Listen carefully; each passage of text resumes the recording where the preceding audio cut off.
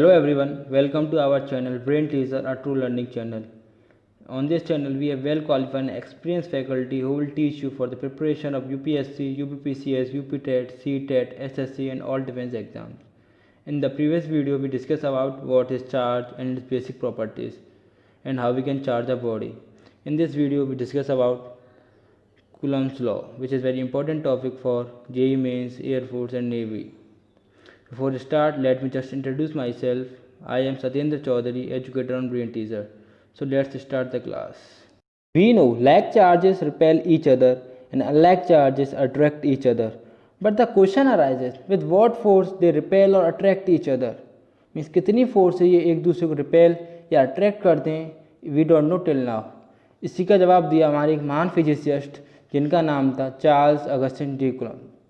इन्होंने अपना एक्सपेरिमेंट 1776 में शुरू किया और 1785 पे अपना लॉ दिया. मीन्स इन्होंने अपना एक्सपेरिमेंट 9 साल किया और इस 9 साल के दौरान इन्होंने टॉर्जन वैलेंस का यूज़ किया, जो कि आपको अपनी स्क्रीन पर दिख रहा है.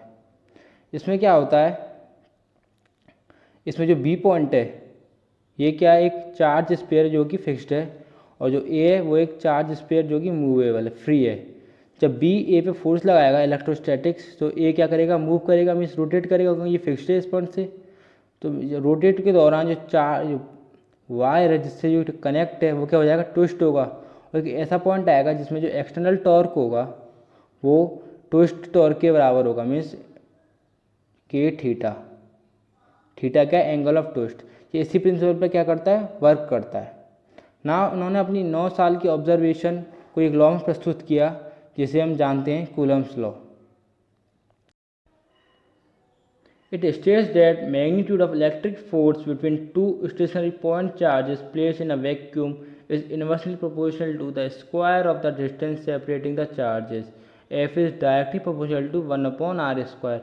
It means if the distance between two charges increases, the electrostatic force between them decreases, and if the distance between two point charges decreases, the electrostatic force between them increases. If we draw the graph between F and R, F is inversely proportional to R square, means 1 upon R square directly proportional है. तो इसका graph क्या होगा, कुछ hyperbolic होगा, जो कि आपको स्क्रीन पर दिख रहा है. जब R tends to 0, F tends to infinity. Then if R tends to infinity, F tends to 0. Now the second point is the electrostatic force is proportional to the product of magnitude of charge q1 and q2 on the two particles. F is directly proportional to q1 q2 का mode. Means अगर दो charge particles पे जो charge का magnitude है हम increase करेंगे तो फोर्स इंक्रीज होगी. अगर दोनों चार्ज पार्टिकल्स पे जो मैग्नीट्यूड ऑफ चार्ज है वो डिक्रीज होगा तो फोर्स डिक्रीज होगी. हम दोनों पॉइंट 1 एंड सेकेंड को कंबाइन करके एक फॉर्मूले पर आते हैं. F is directly proportional to the mod of q1 q2 upon r square. Means F is directly proportional to this factor q1 q2 का mod upon r square. Proportionality हटाएंगे तो एक कॉन्स्टेंट आएगा, इस केस में क्या आएगा, स्मॉल के. तो मीन्स फॉर्मूला बन गया हमारे पास F इक्वल टू के q1 q2 का mod upon r square. Let suppose करो कि y इक्वल टू एक्स एक फंक्शन है. इसमें क्या है, जो y है क्या है, वो डायरेक्टली प्रोपोर्शनल x के. मीन्स जब x इंक्रीज होगा तो y भी इंक्रीज होगा, जब x डिक्रीज होगा तो y भी डिक्रीज होगा. एक अनदर फंक्शन सपोज करो y इक्वल टू 2x. इसमें क्या है, y क्या है, डायरेक्टली प्रोपोर्शनल है x के. जब x इंक्रीज होगा तो y भी इंक्रीज होगा, जब x डिक्रीज होगा तो y भी डिक्रीज होगा. लेकिन दोनों फंक्शन में डिफरेंस क्या है, तो सपोज करो y इक्वल टू x. अगर इसमें हम x को 1 यूनिट इंक्रीज करेंगे तो y 1 यूनिट इंक्रीज होगा. लेकिन सेकंड फंक्शन में y इक्वल टू 2x में जब हम x को 1 यूनिट इंक्रीज करेंगे तो y 2 यूनिट इंक्रीज होगा. मीन्स जो y का जो इंक्रीमेंट है डिक्रीमेंट डिपेंड कर रहा है कांस्टेंट पे. उसी प्रकार अगर हम mod of q1 q2 upon r square इस फैक्टर को 1 यूनिट इंक्रीज करते हैं तो हम देखते हैं जो एफ क्या है, के यूनिट इंक्रीज होता है, where k is coulomb constant, it's value depend upon the choice of unit, means किस यूनिट में हम फोर्स को ले रहे हैं उस यूनिट पर इसकी जो वैल्यू डिपेंड करती है। जैसे कि इन एसआई यूनिट इसकी वैल्यू होती है 8.98752 into 10⁹ newton metre square upon C square, और कैलकुलेशन ईजी के लिए हम इसे अप्रॉक्स 9 ले लेते हैं, तो k equal to 9 into 10⁹ newton metre square upon C square. हम k को 1/4 पाई एप्सिलॉन नॉट भी लिख सकते हैं, where epsilon naught is permittivity of a free space, जिसकी वैल्यू होती है 8.85 into 10⁻12 C square newton inverse metre की पावर -2। इसका डायमेंशन फार्मूला क्या होता है, epsilon naught equal to m की पावर -1 l की पावर -3 t की पावर 4 a स्क्वायर। बच्चों ये क्वेश्चन बहुत इंपॉर्टेंट है, ये जेई मेंस, नेवी, एयरफोर्स तीनों में पूछा जाता है कि बताओ एप्सिलॉन नॉट का डायमेंशन फार्मूला क्या है। ये जेई मेंस 2013 में पूछा गया है ये सवाल, तो मीन्स इसे याद कर लेना बहुत इंपॉर्टेंट है, ये मोस्ट इंपॉर्टेंट है, ये इसे याद कर लेना ना। जब हम k को 1/4 पाई एप्सिलॉन नॉट लिखेंगे तो क्या होगा, फोर्स हमारे फोर्स हो जाएगी electrostatics mod of Q1 Q2 upon 4 pi epsilon naught r square. अब कुछ इंपॉर्टेंट पॉइंट्स हैं रिगार्डिंग कूलम्स लॉ।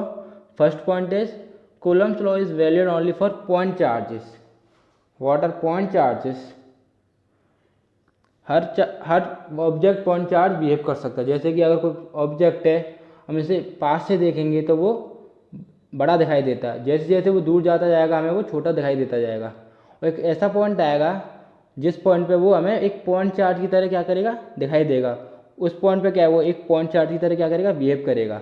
तो उसी कंडीशन को बोलते हैं कि particle behave as a point charge. तो कूलम्स लॉ केवल पॉइंट चार्ज के लिए वैलिड है। Now second point is Coulomb's law या Coulomb's force between two charges is an action reaction pair.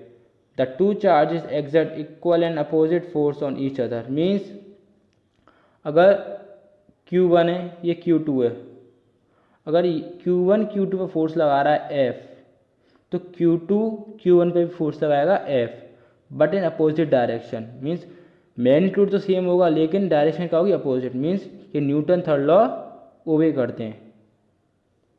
Third point is the force acts along the line joining the centres of 2 point charges. It means 2 point charges के बीच में जो electrostatics force लगती है वो दोनों point charges के centre को ज्वाइन करने वाली लाइन के अलोंग लगती है। जैसे कि एग्जांपल में Q1 क्या है, नेगेटिव, Q2 क्या है, पॉजिटिव। तो Q1 क्या करेगा, Q2 को अट्रैक्ट करेगा। किस तरफ करेगा, जो Q1 का सेंटर है और Q2 का सेंटर है उन दोनों को ज्वाइन करने वाली लाइन के अलोंग। ऐसे Q2 Q1 को अट्रैक्ट करेगा उसी लाइन के along. In second example Q1 क्या है, नेगेटिव, Q2 क्या है, नेगेटिव। तो जो Q1 Q2 को रिपेल करेगा, किसके अलोंग करेगा, जो Q1 का सेंटर है और Q2 का सेंटर है उन दोनों को ज्वाइन करने वाली लाइन के अलोंग। ऐसे Q2 उसी लाइन के अलोंग Q1 को रिपेल करेगा। Now the fourth point is the force between 2 point charges is independent of presence or absence of any other charges. It means जो दो चार्जेस की वजह से फोर्स थी वो इंडिपेंडेंट होती है प्रेजेंस ऑफ अनदर चार्ज। जैसे कि इनिशियली Q1 Q2 क्या थे, चार्जेस थे, तो Q2 Q1 पे कितना फोर्स लगा रहा था, K Q1 Q2 upon R square, और Q1 Q2 पे सेम फोर्स लगाएगा K Q1 Q2 upon R square. ना हमने थर्ड चार्ज प्लेस किया Q3, इस टाइम पे अब Q2 Q1 पे कितनी फोर्स लगाएगा, सेम लगाएगा जो पहले लगा रहा था, कितनी, K Q1 Q2 upon R square, और Q1 Q2 पे वही सेम लगाएगा, कितनी, K Q1 Q2 upon R square. Now the next point is electrostatic force is a conservative force. What is mean by conservative force? वो force जिनका work done path पर depend नहीं करता, only depend on initial and final state. What is permittivity? The permittivity of a given medium is the measure of the fact how strongly a medium is influenced by external electric field. Means किसी भी medium की permittivity हमें ये बताती है कि जो medium है वो एक्सटर्नल इलेक्ट्रिक फील्ड से कितना प्रभावित है। जैसे कि अगर कोई मीडियम एक्सटर्नल इलेक्ट्रिक फील्ड से ज़्यादा प्रभावित होगा या ज़्यादा पोलराइज होगा तो उसकी परमिटिविटी क्या होगी, ज़्यादा होगी। सपोज करो दो चार्ज पार्टिकल्स हैं, वो मीडियम में रख दिए गए जिसकी रिलेटिव परमिटिविटी क्या है, K है। K is equal to F upon epsilon naught. F क्या है, permittivity of a given medium and epsilon naught permittivity of a given vacuum. So Q1 Q2 क्या आते हैं, पहले इनिशियल वैक्यूम में रखे गए तो उनमें फोर्स कितनी होगी, mod of Q1 Q2 upon 4 pi epsilon not R square. अब यही सिस्टम एक मीडियम में रख दिया गया जिसकी रिलेटिव परमिटिविटी क्या है K, तो उसमें और उसकी परमिटिविटी क्या है एप्सिलॉन. तो उन दोनों में फोर्स कितनी होगी, mod of Q1 Q2 upon 4 pi epsilon into R square. और हमें पता है एप्सिलॉन कितना होता है, एप्सिलॉन नॉट इंटू K, क्योंकि K क्या होता है एफ अपॉन एप्सिलॉन नॉट. तो एप्सिलॉन कितना हो जाएगा, एप्सिलॉन नॉट इंटू K. इसको जब फॉर्मूले में पुट करेंगे तो एफ एम क्या हो जाएगा, mod of Q1 Q2 upon 4 pi epsilon not K R square. और mod of Q1 Q2 upon 4 pi epsilon not R square क्या है, फोर्स इन वैक्यूम. तो ये कितना हो जाएगा एफ, तो फोर्स इन मीडियम कितनी हो जाएगी एफ एम, एफ बाई के, where F is force between charged particles when placed in vacuum and K is the relative permittivity of a given medium. Now for vacuum K equal to 1, K क्या होता है F upon epsilon naught. In vacuum F equal to epsilon naught means epsilon naught upon epsilon naught which is equal to 1. Now for conductivity medium K equal to infinite. In conductive medium जो electrostatic force between two charged particles is 0 means Fm equal to 0 and Fm क्या होती है F by K. So for Fm equal to 0 K must be infinite. That's why for conductive medium K equal to infinite. तो दो charge particles है उनके बीच में जो electrostatic force है उसका मैग्नीट्यूड कितना होता है Q1 Q2 upon 4 pi epsilon not R square. लेकिन वी नो जो फोर्स है वो क्या है एक वेक्टर क्वांटिटी है, इसलिए हमें उसका डायरेक्शन भी पता होना चाहिए. लेट सपोज करो Q1 Q2 दो चार्ज पार्टिकल्स हैं, Q1 का पोजीशन वेक्टर R1 है एंड Q2 का पोजीशन वेक्टर R2 है. तो अब ये वाला देखते वेक्टर Q1 और Q2 के बीच में वो कितना होगा R2 minus R1 by using triangle of vector addition R2 minus R1. इसे हम रिप्रेजेंट करेंगे R21 से. तो R21 कैप क्या हो जाएगा means unit vector R2 minus R1 upon R2 minus R1 का मोड उसका मैग्नीट्यूड. तो बता फोर्स जो Q1 लगाएगा Q2 पे वो क्या होगी इसके वेक्टर के अलग होगी ना R2 माइनस R1 के, तो कितनी होगी K Q1 Q2 अपॉन कितनी होगी F equal to K Q1 Q2 और डिस्टेंस कितना है R2 माइनस R1 वेक्टर का मोड का स्क्वायर इनटू डायरेक्शन कितनी है R2 minus R1 vector upon R2 minus R1 vector का मोड इंटू करेंगे तो कितना हो जाएगा F equal to K Q1 Q2 upon R2 minus R1 का मोड का whole cube into R2 minus R1 vector. तो मीन्स ये फोर्स F21 होगी जो कि Q1 लगाएगा Q2 पर, इसी प्रकार जो Q2 और Q1 पर लगाएगा लेकिन अपोजिट इन डायरेक्शन. तो similarly F12 equal to minus F21. Now the next topic is superposition principle. According to it, the net force on a given charge is the vector sum of all the individual force exerted by each of the other charge. Means किसी भी एक charge particle पर जो net force होती है वो सभी charge particle से उनके द्वारा इंडिविजुअल फोर्स लगाई जाती है उसका वेक्टर सम होता है. जैसे कि कोई चार्ज है Q, इसके पास Q1 Q2 Q3 इस Qn चार्जेस हैं, तो इस पर जो नेट फोर्स होगी वो क्या होगी जो सारे पार्टिकल्स में जो इंडिविजुअल फोर्स लगाएंगे उसका वेक्टर सम कितनी होगी F equal to force by Q1 charge plus force by Q2 charge plus force by Q3 charge ऐसे करिए that is force by Qn charge. Now the what is Lami's theorem. Lami's theorem बहुत important and useful theorem है किसी भी force का magnitude निकालने के लिए. जैसे कि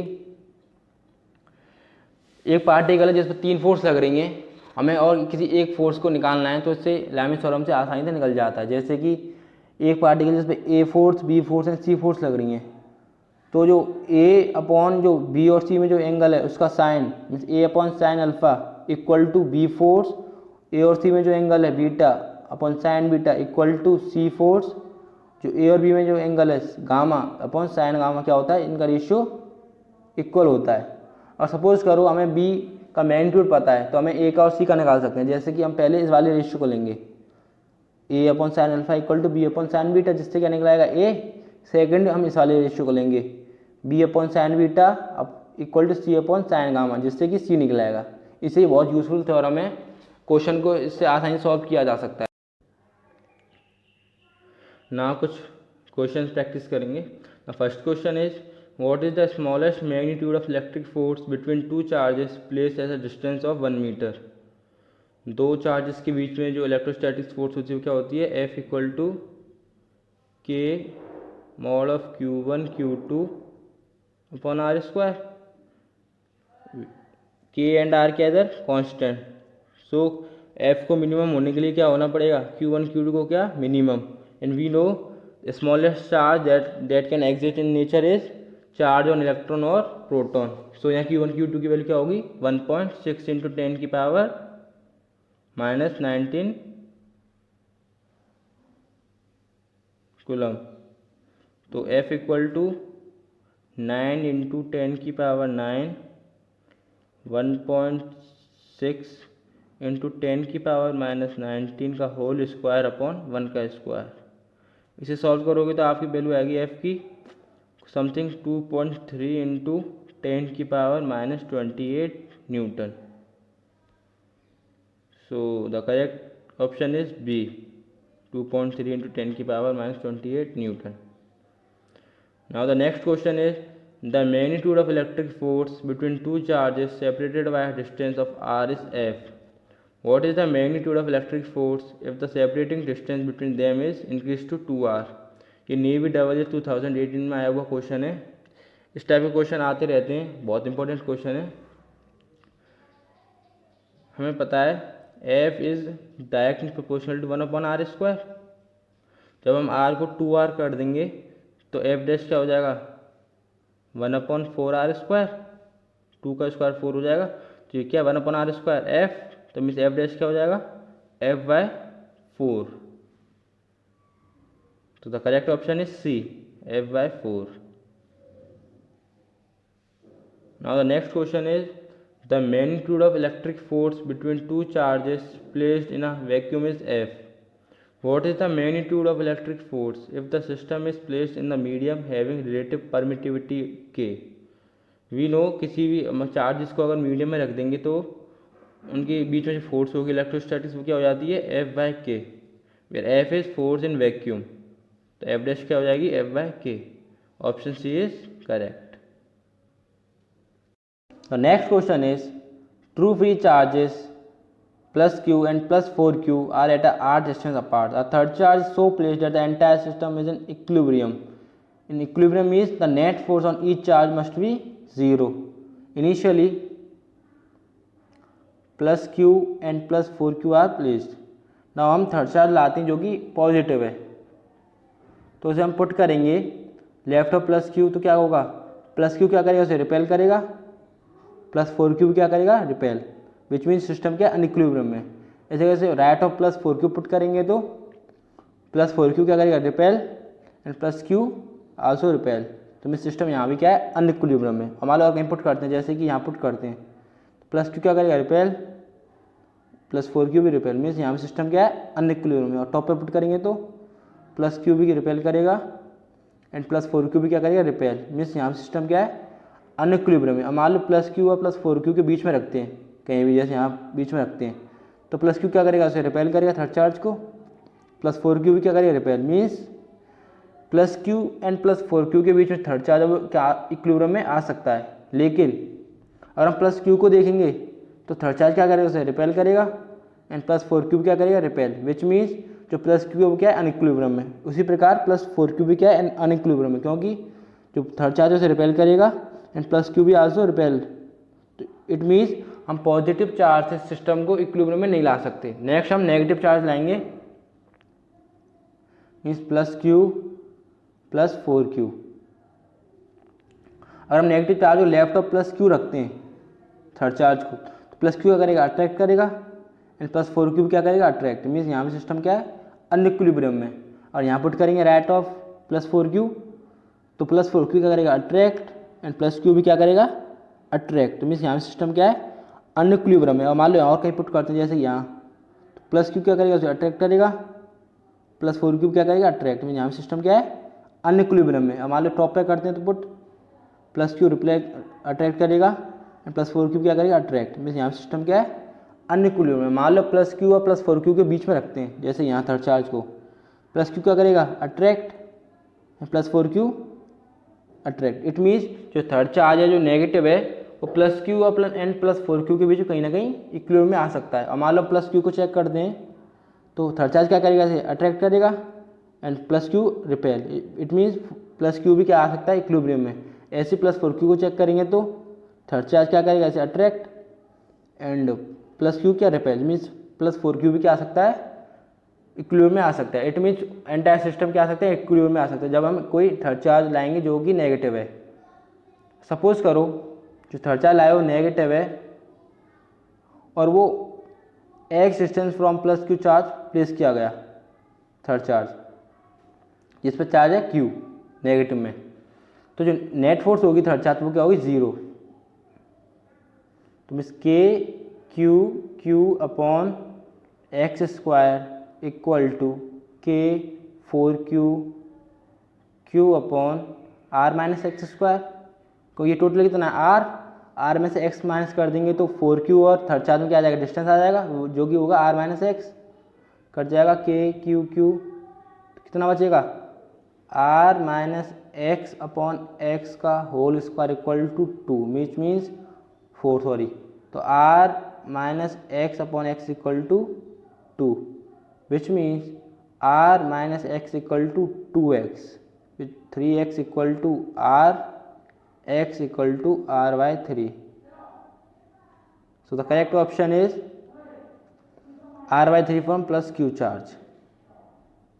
Now the next question is a charge q is to divided on two objects. What should be the value of charges on the object so that the force between the object can be maximum? Means एक object था A another object is B, जिनमें distance कितना है r। एक charge आया q, उसे हमें divide करना है ए और बी में। इस तरह डिवाइड करना है कि जो चार्ज आए ए और बी में उनमें जो इलेक्ट्रोस्टैटिक फोर्स हो वो क्या हो मैक्सिमम। लेट सपोज करो ए पे कितना आया q1 और बी पे कितना आया q2, तो q1 + q2 कितना होगा q, तो फोर्स कितनी होगी तो ऑब्जेक्ट में इलेक्ट्रोस्टैटिक्स k(q1q2/r²। लेट सपोज करो q1 क्या है q, तो q2 कितना हो जाएगा q - q, क्योंकि सम कितना है q के बराबर। सो f कितना हो जाएगा k(q - q into q/r²। Here k and r are constant, तो f को मैक्सिमम होने के लिए q - q into q इस फैक्टर को क्या होना पड़ेगा maximum, which means df/dq must be 0 for maxima. So differentiation करेंगे तो क्या आएगा k/r² q - 2q equal to 0, which means q - 2q equal to 0, which means q equal to q/2। First charge कितना होगा q/2 और second charge q - q/2 equal to q/2। मीन्स जो charge होगा वो इक्वली डिवाइड हो जाएगा half half. So the answer is A q/2। Next question is a charge q is fixed in a vertical wall. A particle of mass m and charge q is suspended by a string of length l from the wall. The point of suspension is l above the charge q at equilibrium makes an angle 60 degree with vertical wall. The value of q is, देखो initially मान लो charge यहाँ था l, ये l दूरी है और charge यहाँ होता सस्पेंडेड, तो ये क्या होता है जो फिक्स्ड चार्ज है वो क्या होता है रिपेल करता, मीन्स दूर भागता है ऐसे दूर जाता है। इस पॉइंट पे जब ये एंगल 60 डिग्री बना रहा है स्ट्रिंग वर्टिकल, इस पॉइंट पे ये क्या चार्ज इक्विलिब्रियम पे, तो मीन्स जो नेट फोर्स होगी चार्ज पे इस टाइम पे वो क्या होगी 0। क्या क्या फोर्स लगेंगे इस पर, एक तो mg, एक electrostatic force of repulsion F and एक टेंशन। अब अगर इस पर क्या फोर्स लग रही है, mg F एंड टेंशन। अगर हमें ये वाला एंगल θ1 एंड θ2 पता लग जाए तो हम लामिस थ्योरम का यूज़ करके F को mg के टर्म में क्या निकाल सकते हैं। तो पहले हम क्या करेंगे, एंगल को निकालेंगे। नाउ देखो ये क्या है L, ये क्या है L, इसकी परपेंडिकुलर डाला मैंने, ये 60 है, ये 90, तो ये कितना होगा एंगल 30 डिग्री। नाउ इस ट्रायंगल को देखो, ये वाला ट्रायंगल, ये वाला ट्रायंगल, ये वाला L है, ये L है, मीन्स आइसोलेशन ट्रायंगल है अभी तो ये 60 है, तो मीन्स ये कितने होंगे, दोनों इक्वल होंगे एंगल, कितने कितने के होंगे 60 के, तो मीन्स ये क्या एक इक्विलेटरल ट्रायंगल है। ये L है, ये L, तो मीन्स ये भी क्या होगी L, which means the distance between Q and Q, capital Q and small q is L। Now जो ये स्ट्रिंग है, इसमें कितना एंगल है 30 डिग्री, और ये टोटल कितना एंगल है, Q है 60 में, तो ये कितना हो गया 30, तो ये कितना हो जाएगा वर्टिकली अपोजिट एंगल 30। इस डायरेक्शन में लग रही है F, इधर लग रही है mg, विच मीन्स ये टोटल एंगल कितना हो जाएगा 90 + 30 120, और ये 30 है, ये 30 है, तो ये एंगल कितना हो जाएगा 180 - 60 120, विच मीन्स जो mg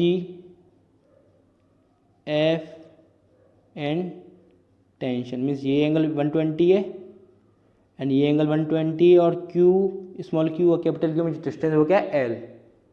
now using Lami's theorem F upon sin 120 equal to mg upon sin 120, which means F equal to mg।